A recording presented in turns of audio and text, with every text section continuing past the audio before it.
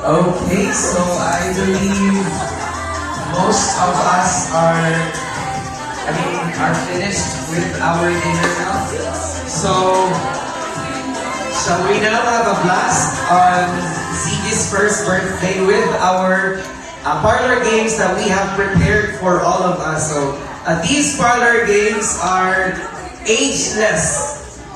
Meaning, no matter what your age are, you are all welcome to join in and enjoy in our parlor games. So first up, by the way, so for the information of everybody, the parents of Ziggy have prepared awards for those. Number one, the Early Bird Award. So this will be awarded to the visitor who arrived first in the venue. And second, the best in costume. So this award will be given to the kids who have worn costumes or exemplary costumes for tonight. So best dressed kids edition. Okay, so later na natin yung award at isay. Later na. Okay, later na.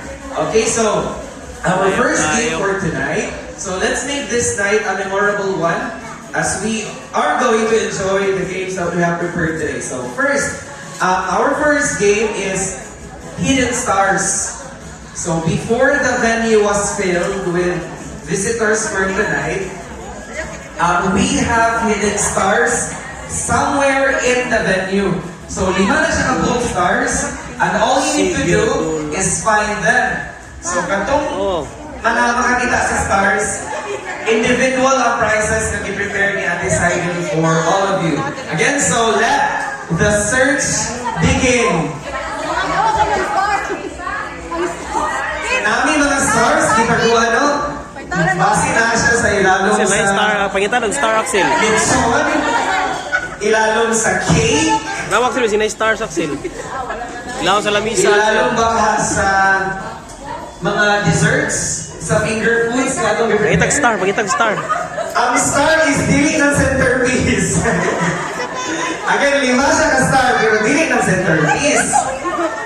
So, if makita na niyo ang star, I want you to come forward. Then mag-form it out line here. Ang stars, no? Alay, dili. Okay, nanatay first.